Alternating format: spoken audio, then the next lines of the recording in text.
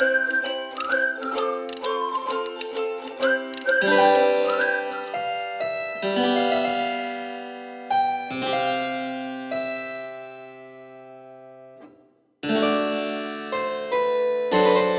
is Henry and Poins talking about the father's illness and how he has to go to bed after that trip.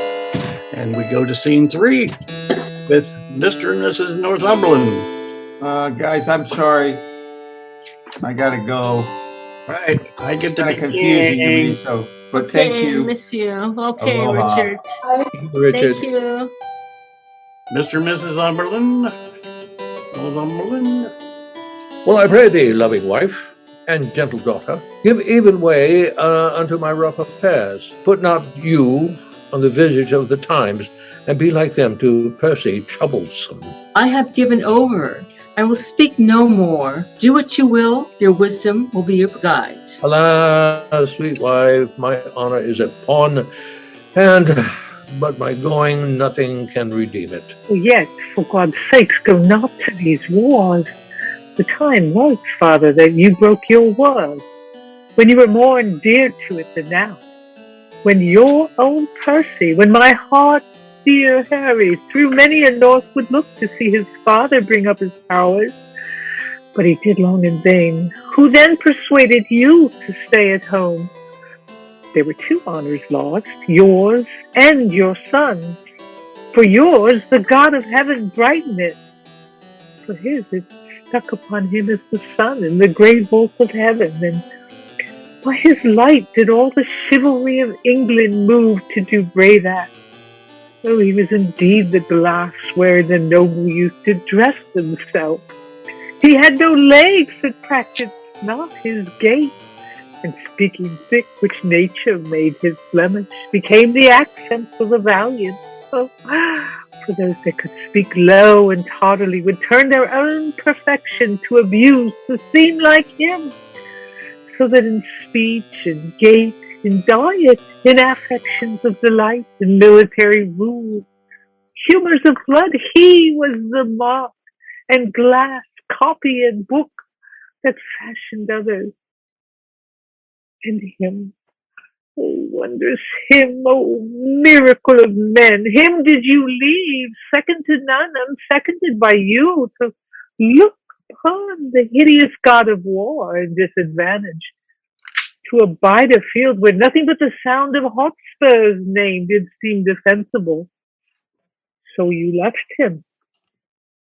Never, oh never do his ghost the wrong, to hold your honor more precise and nice with others than with him. Let them alone. The marshal and the archbishop are strong. Had my sweet Harry had but half their numbers, today might I, hanging on Hotspur's neck, have talked of Monmouth's grave. Be true your heart.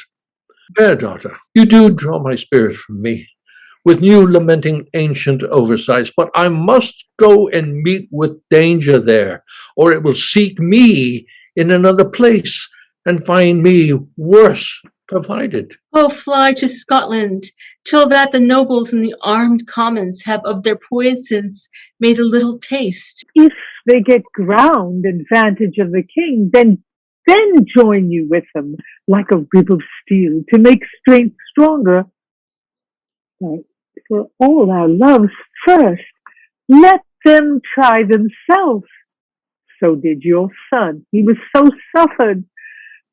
So came I, a widow, and never shall have length of life enough to reign upon remembrance with mine eye, that it may grow and sprout as high as heaven, for recordation to my noble husband. Come, go in with me. 'Tis with my mind as with a title swelled up unto his height, that makes us still stand, running neither way. Fain would I go to meet the archbishop, but many thousand reasons hold me back. I will resolve for Scotland. There am I, till time and vantage crave my company. Scene 4, London, the Boar's Head Tavern in Eastcheap. Enter 2 Broad. What the devil hast thou brought there? Apple Johns? Thou knowest Sir John cannot endure an apple John. Mass, thou speakst true. The prince once set a dish of apple johns before him and told him there were 5 more Sir Johns, and putting off his hat, I will now take my leave of these 6 dry, round, old, withered knights. It angered him to his heart, but he hath forgot that. Why then cover the set them down and see that thou canst find out sneak's noise. Mistress Tearsheet would fain hear some music. Dispatch. The room where they supped is too hot. They will come in straight. Ah, sirrah, there will be the prince and Master Poins anon, and they will put on 2 of our jerkins and aprons, and Sir John must not know of it. The Bardolph hath brought words. By the mass, here will be old Eustace. It will be an excellent strategy. I'll see if I can find out speak. Faith, sweetheart, methinks now you are in an excellent good temporality. Your pulsage beats as extraordinary as heart would desire, and your color, I warrant you, is as red as any rose.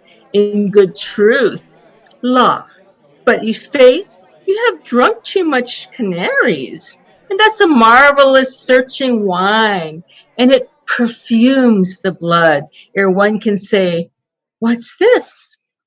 How do you now? Better than I was, him.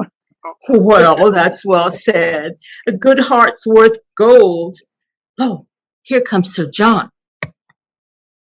And Arthur first in court emptied the Jordan, and was a worthy king. Oh, now, Mr. Stoll. Think of a calm, yea, good faith. So is all her sect, and they be once in a calm, they're thick. You muddy rascal. Is that all the comfort you give me? You make fat rascals, Mistress Doll. Oh, I make them. Gluttony and diseases make them. I make them not. If the cook helped to make the gluttony, you help to make the diseases. Doll, we catch of you. Doll, we catch of you. Grant that, my poor virtue, grant that. Yea, joy. Our chains and our jewels. Your brooches, pearls, and ooches, and for to serve bravely is to come holting off. You know, to come off the breach with his pike bent bravely, and to surgery bravely, to venture upon the charged chambers brave. Oh, hang yourself, you muddy conjure, hang yourself. By my troth, this is the old fashion. You two never meet, but you fall to some discord, and you are both in good truth as rheumatic as 2 dry toast. You cannot one bear with another's confirmities. What the good year! One must hear, and that must be you. You are the weaker vessel, as they say, the emptier vessel. Oh, can a weak empty vessel bear such a huge full hogshead? There's a whole merchant's vessel. Oh, sorry. There's a whole merchant's venture of Bordeaux stuff in him. You've not seen an oak better stuffed than the old. Come, I'll be friends with thee, Jack. Thou art going to the wars, and whether I shall ever see thee again or no, there is nobody cares. Sir, ancient pistols below, and would speak with you. Hang him, swaggering rascal. Let him not come hither. It is the foul-mouthed rogue in England. If he swagger, let him not come here. No, by my faith, I must live among my neighbors. I'll know swaggerers. I am in good name and fame with the very best. Shut the door. There comes no swaggerers here. I have not lived all this while to have swaggering now. Shut the door, I pray you. Dost thou hear, hostess? Pray ye, pacify yourself, Sir John. There comes no swaggerers here. Dost thou hear? It is mine ancient. Tilly, Sir John, ne'er tell me your ancient swaggerer comes not in my doors. It was before Master Tissick, the deputy, the other day, and as he said to me, 'twas no longer ago than Wednesday last. Ye good faith, neighbor, quickly, says he. Master our minister was by then. Neighbor, quickly, says he, receive those that are civil. For, saith he, you are in an ill name. Now I said so, I can tell whereupon, for he, you are an honest woman, and well thought on. Therefore, take heed what guests ye receive. Receive, says he, no swaggering companions. There comes none here. You would bless to hear what he said. No, no swaggerers. He's no swaggerer, hostess, a tame cheater. Faith, you may stroke him as gently as a puppy, a greyhound. You'll not swagger with a Barbary hen if her feathers turn back in any show of resistance. Call him up, drawer. Cheater, call you him? I hear I will bar no honest man my house, nor no cheater. But I do not love swaggering. By my troth, I am the worst when one says swagger. Feel, masters, how I shake. Look you, I warrant you. Oh, you do, hostess. Do I? Yea, in very truth, do I? And 'twere an aprilage. I cannot abide swaggerers. God save you, Sir John. Welcome, ancient pistol. Here, pistol, I charge you with a cup of sack. Do you discharge upon mine hostess? I will discharge upon her, Sir John, with 2 bullets. She is pistol-proof, sir. You shall hardly offend her. Come, I'll drink no proofs nor no bullets. I'll drink no more than will do me good. For no man's pleasure I. Then to you, Mistress Dorothy, I will charge you. Charge me? I scorn you, scurvy companion. What? You poor, base, rascally, cheating, lack-linen mite? Away, you mouldy rogue, away! I am meat for your master. I know you, Mistress Dorothy. Away, you cutpurse rascal! You filthy bung! Away! By this wine I'll thrust my knife in your mouldy chap, and you play the saucy cuddle with me. Away, you bottle-aged rascal! You basket-hued, stale juggler, you! Since when, I pray you, sir? God's light with 2 points on your shoulder, much. God, let me not live, but I will murder your ruff for this. No more, pistol. I would not have you go off here. Discharge yourself of our company, pistol. No, good Captain Pistol. Not here, sweet Captain. Captain! Thou abominable damned cheater, art thou not ashamed to be called captain? And captains were of my mind, they would truncheon you out for taking their names upon you before you have earned them. You are captain. You slave, for what? For tearing a poor oar's rough in a bawdy house? He a captain. Hang him, rogue. Yeah, he lives upon moldy stewed prunes and dried cakes. Oh, captain. God's light, these villains will make the word as odious as the word occupy, which was an excellent good word before it was ill sorted. Therefore, captains had need look to it. Pray thee, go down, good ancient. Hark thee hither, Mistress Doll. Not I tell thee what, Corporal Bardolph, I could tear her. I'll be revenged of her. Pray thee, go down.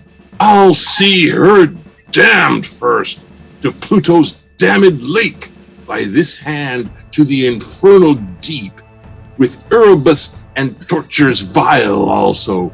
Hold hook and line, say I. Down, down, dogs, down, faters. Have we not herring here? Good Captain Piso, be quiet. 'Tis very late, i'faith. I beseech you now, aggravate your choler. These be good humors, indeed. Shall pack horses and hollow pampered jades of Asia, which cannot go but 30 miles a day, compare with Caesars and with Cannibals, and Trojans Greeks? Nay, rather damn them with King Cerberus, and let the welkin roar. Shall we foul for toys? By my troth, Captain, these are bitter words. Be gone, good ancient, this will grow to a brawl anon. Die, men, like dogs, give crowns like pins. Have we not heron here? Oh, my word, Captain, there's none such here. What the good year? Do you think I would deny her?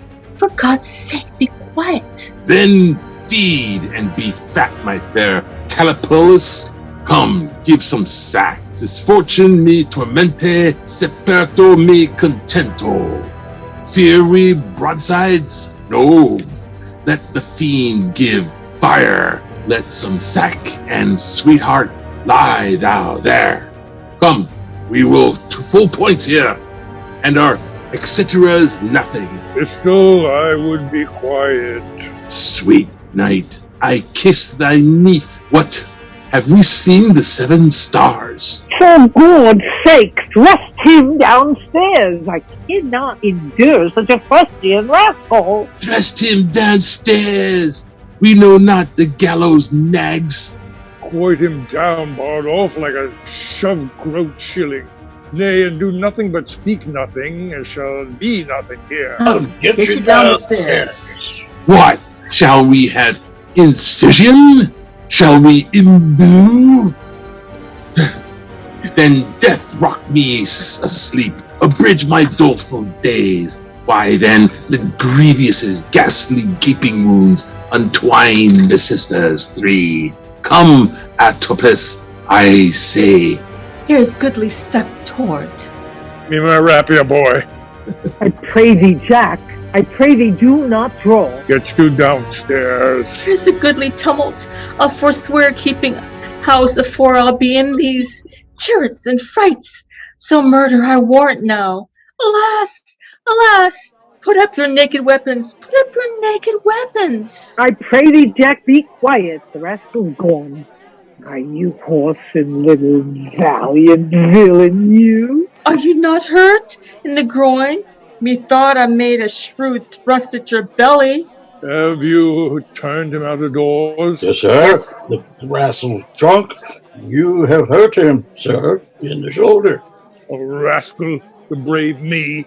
Oh, you sweet little rogue, you. Alas, poor ape, how thou sweatest.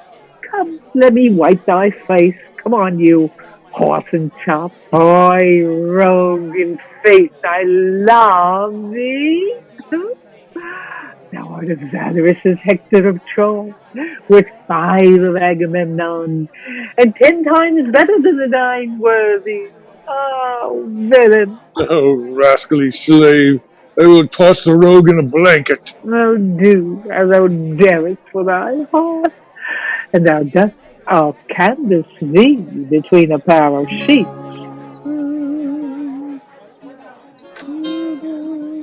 The music has come, sir. Let them play. Places, sit on my knee, doll. A rascal bragging slave. The rogue fled from me like quicksilver. In faith, and thou followest him like a church. Thou horse and little tidy, Bartholomew Bull Pig. When wilt thou leave fighting the days and foining the nights, and begin to patch up thine old body for heaven. Peace, good doll. Do not speak like a death's head, and do not bid me remember mine end. Sirrah, what humours the prince of? A good, shallow young fellow would have made a good painter, pantler. Would have chipped bread well. They say Point has a good wit. He a good wit? Hang him, baboon. His wit's as thick as Tewkesbury mustard. There's no more conceit in him than there is in a mallet. Why does the prince love him so, then? Because the legs are both of a bigness, and the plays at quoits well, and eats conger and fennel, and drinks off candles' ends for flapdragons, and rides the wild mare with the boys, and jumps upon joined stools, and swears with a good grace, and wears his boots very smooth, like unto the sign of the leg, and breeds no bait with telling of discreet stories, and such other gamble faculties has, and that show a weak mind and able body. For the which the prince admits him, for the prince himself is such another. The weight of a hair will turn the scales between their avoirpois. Would not this knave of a wheel have his ears cut off? Beat him before his whore. Look, whether the withered elder hath not his pole clawed like a parrot. Is it not strange that desire should so many years outlive performance? Kiss me, doll. Saturn and Venus this year in conjunction. What says the almanac to that? And look, where the fiery Trigon, his man, be not lisping to his master's own tables, his notebook, his counsel keeper.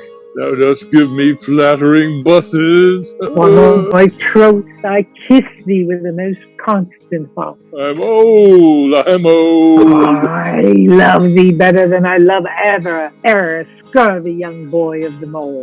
What stuff wilt thou have a kirtle of? I shall receive money a Thursday. Shall have a cap tomorrow. A merry song. Come, it grows late. We'll to bed. Thou forget me when I'm gone. By my troth, thou set me a weeping, and thou sayest so. Prove that ever I dress myself handsome till thy return. Well, hearken at the end. Some sack, Francis. Come on, sir. Come on, sir. A bastard son of the king's, and art thou not Poins his brother? Why, thy globe of sinful continents, what a life dost thou lead? Better than thou. I am a gentleman.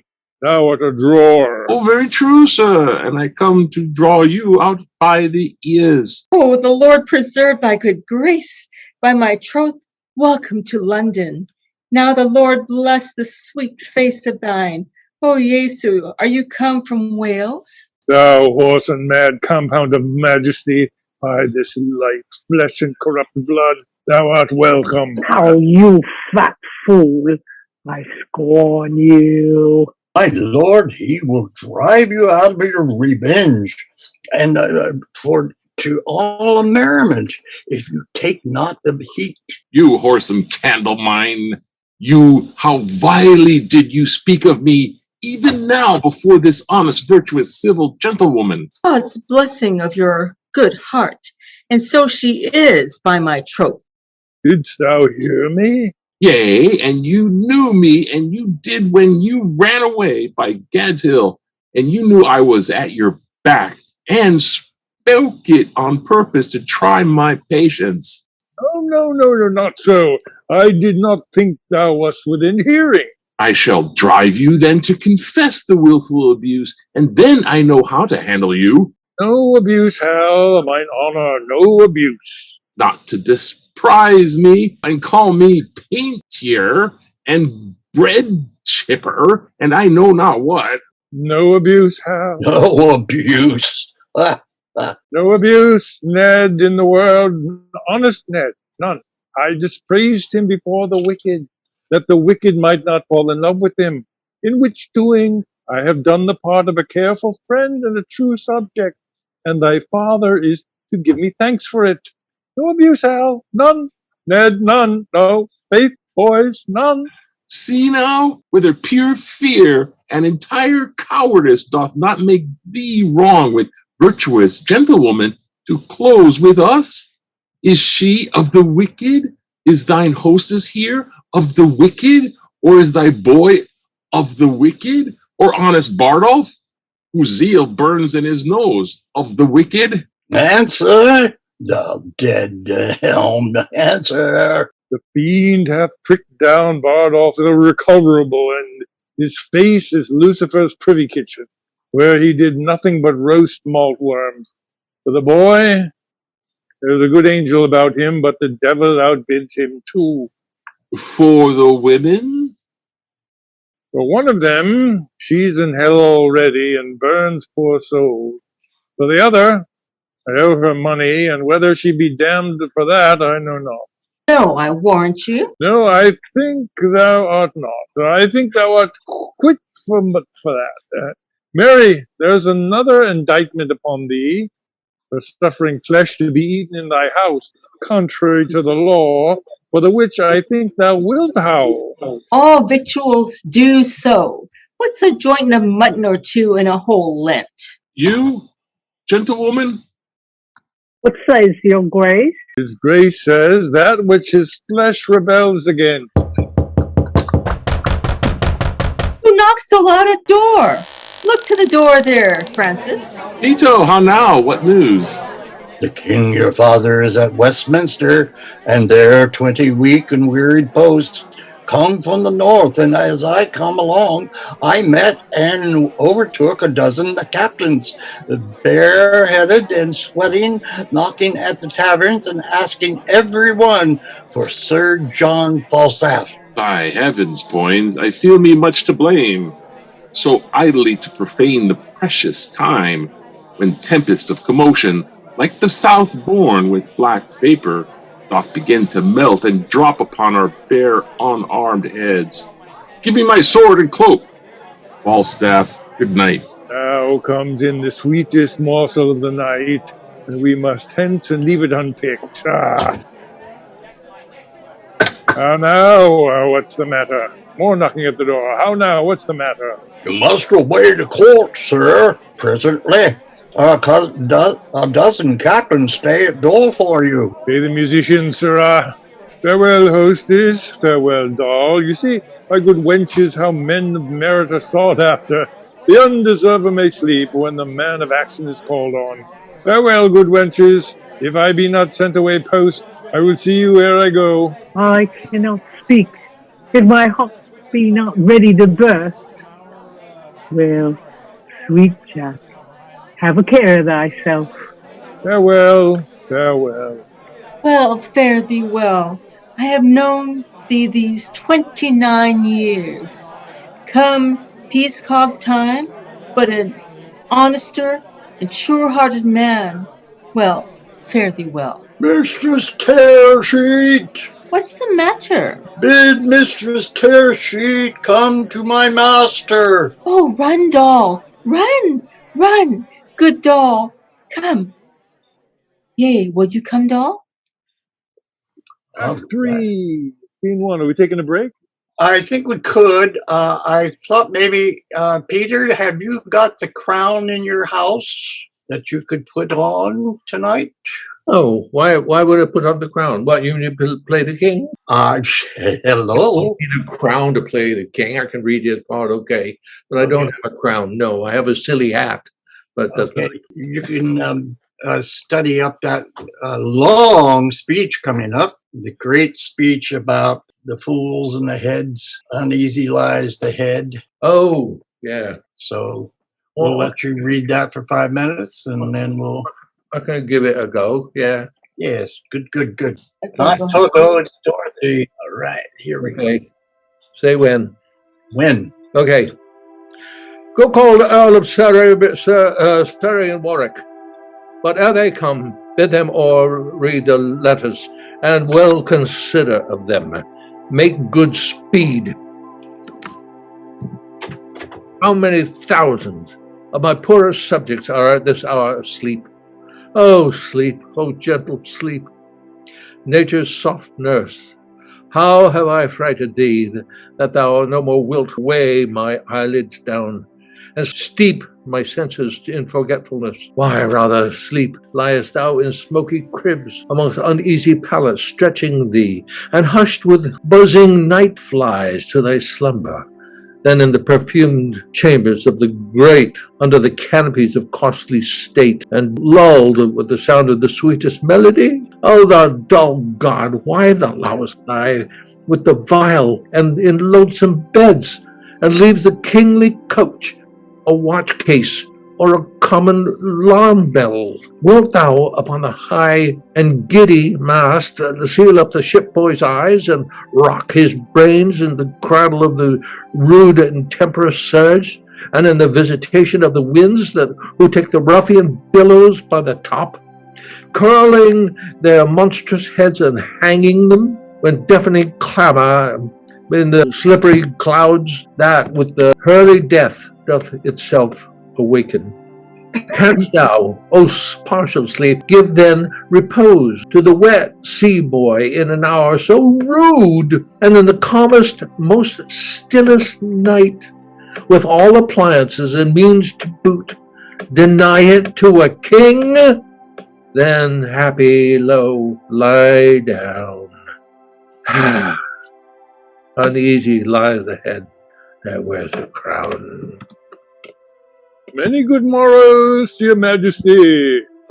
Is it good morrow, lords? 'Tis 1 o'clock and past. Why, then, a good morrow to you all, my lords. Have you read all the letters that I've sent you? We have, Malish. Then you perceive the body of our kingdoms, of how foul it is, what rank diseases grow, and what danger near the heart of it. It is but as a body yet distempered, which to his former strength may be restored with good advice and a little medicine. Our Lord Northumberland will soon be cooled. Oh, God! That one might read the book of fate to see the resolution of the times that make mountains level and the continent, weary of solid firmness, melt itself into the sea, and other times to see the beachy girdle of the ocean too wide for Neptune's hips. How chances mocks and changes that fill the cups of alteration with diverse liquors. Oh, if this were seen, the happiest youth, viewing his progress enough, what perils past, what crosses to ensue, would shut the book and sit him down and die. 'Tis not 10 years gone since Richard and Northumberland, great friends, did feast together, and in 2 years after were they at wars. It is but 8 years since that this Percy was the man nearest my soul, who like a brother toiled in my affairs, and laid his love and life under my foot, yea, for my sake, even to the eyes of Richard gave him defiance. But which of you was by you, cousin Neville, as I may remember, when Richard, with his eye brimful of tears, then checked and rated by Northumberland, did speak these words, now proved a prophecy: Northumberland, thou ladder by the which my cousin Bolingbroke ascends my throne. And through then, God knows, I had no such intent, but that necessity bowed the state, that I in greatness compelled to kiss. The time shall come, and thus he did follow it. The time will come that foul sin, gathering head, shall break into corruption. And so went on, foretelling the same time's condition and the division of our amity.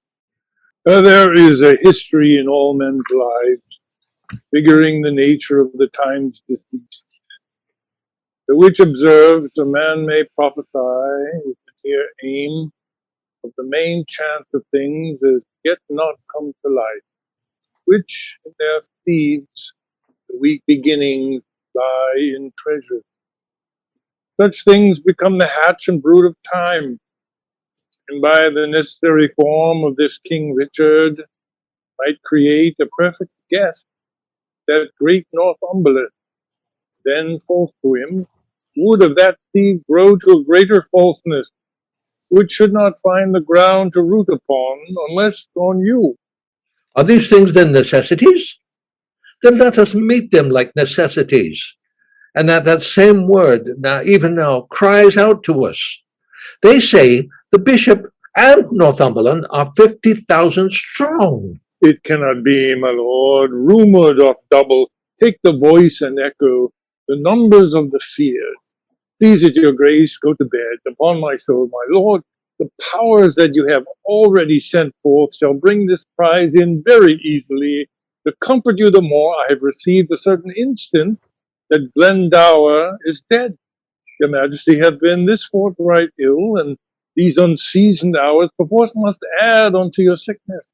I will take your counsel, and were these inward wars once out of hand, we would, dear lords, unto the Holy Land.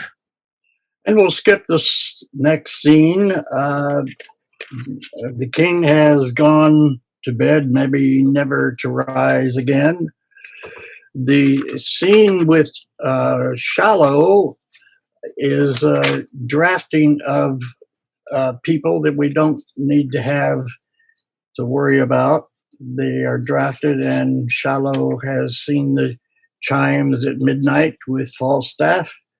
And we go on to Act 4, where the Archbishop of York, Mowbray, have been talking and plotting against the king. And then comes Prince John has a speech or a scene where he is arranging to make a deal with the people, and it doesn't work out. He arrests them all for treason, and so they part. However, in scene 3 of Act 4, Falstaff appears.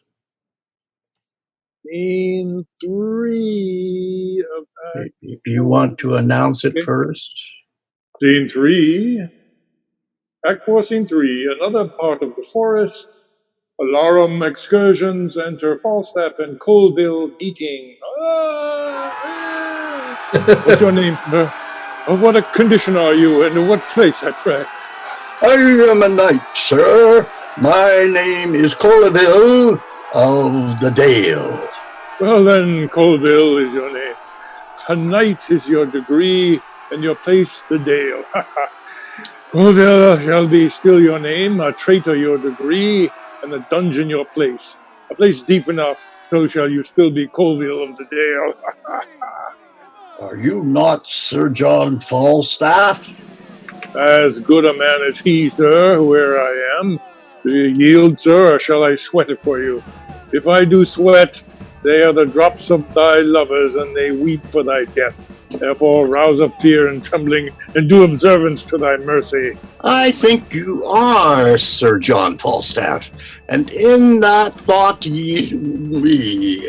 I have a whole school of tongues in this belly of mine, and not a tongue of them all speaks any other word but my name. And I had but a belly of any indifference. I was simply the most active fellow in Europe. My womb undoes me. Here comes our general. The best is past, follow no further now. Call in the powers, good cousin Westmoreland. Now, Falstaff, where have you been all this while? When everything is ended, then you come. All these tardy tricks of yours will, on my life, one time or another, break some gallows back. I would be sorry, my lord, but it should be thus. I never knew yet but rebuke and check was the reward of valor. Do you think me a swallow, an arrow, or a bullet? Have I in my poor and old motion the expedition of thought?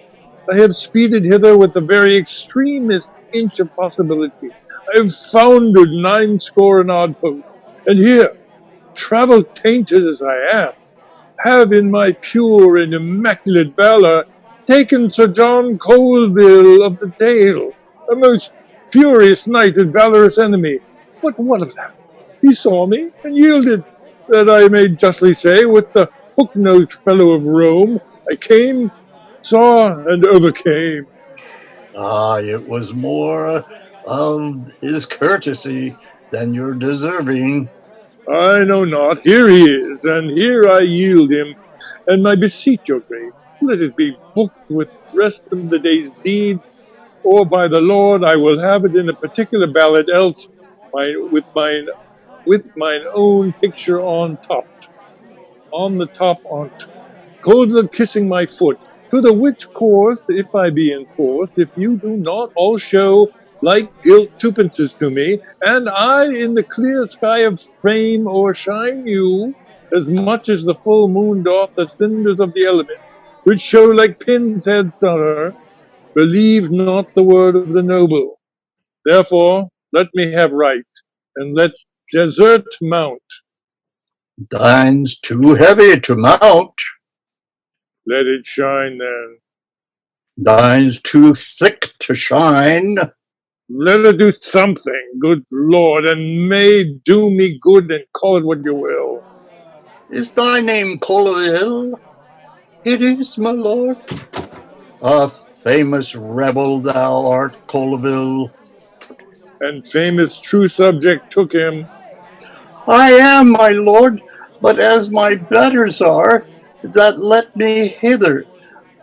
They had been ruled by me, and you should have won them dearer than you have. I know not how they sold themselves, but thou, like a kind fellow, gavest thyself away gratis, and I thank thee for thee. Now, have you left pursuit?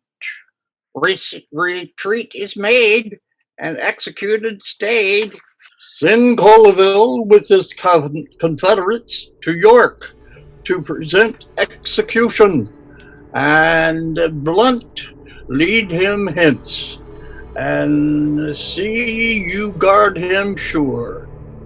And now dispatch we toward my court, and to hear the king my father is sore sick.